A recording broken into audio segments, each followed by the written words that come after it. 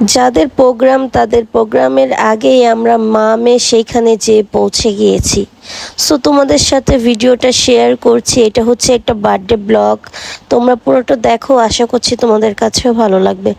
Hello everyone, আসসালামু আলাইকুম। কি অবস্থা, কেমন আছো তোমরা? আমাদের বাসা থেকে যেহেতু প্রোগ্রামের জায়গাটা একদম কাছেই ছিল, তাই আমরা রেডি টেডি হয়ে জলদি চলে গিয়েছিলাম এবং যেয়ে দেখি তারা কেউই এখনই আসে নাই।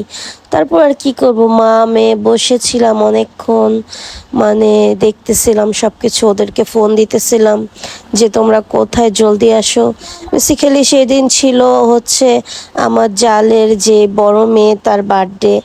তোমরা ওর সাথে আমার প্রায় ভিডিওগুলো দেখো। তারপর অনেকক্ষণ বসে থাকার পর, প্রায় আধা ঘন্টা ওয়েট করার পর ওরা সবাই একসাথে একদম চলে আসে, পুরো একটা গ্যাং চলে আসে। তারপর এই তো কুটুনি পাখিদের মাশাল্লাহ, ওদেরকে কোলে নিলাম, একজনকে নিলাম, আরেকজনকে তোমাদের সাথে তো শেয়ারই করেছি, ওরা হচ্ছে যমজ দুই বোন, সবাই মাশাল্লাহ বলে দিও।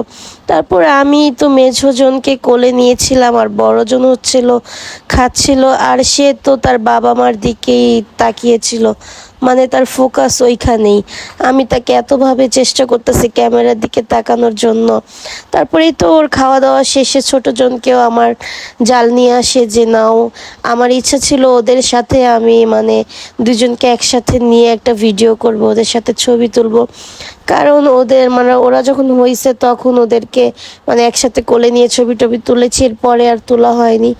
তাই না নিজের ইচ্ছাটাও পূরণ করে নিলাম। এবং ফার্স্টে যখন ওদের ভিডিওগুলো করলাম, একজনের মাথায় ব্যান্ড ছিল, আরেকজনের মাথায় ছিল না।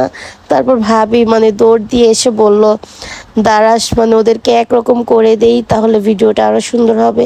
তারপরে এইখানে দেখো সবাই চলে আসছে এবং খাবার দাবারও অর্ডার হয়ে যায় এবং খাবারও চলে আসে, সবাই একসাথে খেতে বসে পড়ি। ফার্স্টে এখানে স্যুপ চলে আসে, তারপর আমরা সবাই যার যার মতো বেড়ে নিচ্ছিলাম। সুরামনিকেও বেড়ে দিলাম, ও খাচ্ছিল, তারপর আমিও খেয়ে নিলাম। আর এইখানে ওই দিন সবাই ছিল, সুরার বাবা বাদে, আর সবাই ওর কথা জিজ্ঞেস করতেছিল বারবার, ওকে খুব বেশি মিস করেছে এবং ওকে বারবার ফোনও দিয়েছি যে আসেন। সে বলতেছিল যে থাকো তোমরা, ও ওর বন্ধুদের সাথে ছিল। যাই হোক, এখানে সবাই একসাথে হলে খুবই বেশি ভালো লাগে। এখন তো ফ্যামিলি আমরা আগে তো যে রকম আড্ডা দিতাম আর সবাই একসাথে ঘুরতে যেতাম, আর এখন তো সবারই সংসার টংসার হয়ে গিয়েছে, ছোট ছোট ননদগুলার, তারপর মেয়েগুলার সবারই বিয়ে হয়ে গিয়েছে, সবাই যার যার মতো তার সংসারে। তারপর আমাদেরও বাচ্চা কাচ্চা হয়ে গিয়েছে, বাচ্চাদের স্কুল, সব কিছু নিয়েই যার যার লাইফ নিয়ে সে ব্যস্ত থাকে। তারপর এইখানে হচ্ছে এই যে আমাদের বার্থডে গার্ল কেক কাটতেছিল আর সবাইকে খাইয়ে দিচ্ছিল, আমরাও খেয়ে নিলাম একটু কেক। তারপরে আমাদের মেন খাবার চলে আসে, তারপরে আমরা সবাই বেড়ে টেড়ে খেয়ে নিলাম, কারণ অনেক রাত হয়ে গিয়েছিল। যার যার মতো সবাই বেড়ে টেড়ে খাচ্ছিল।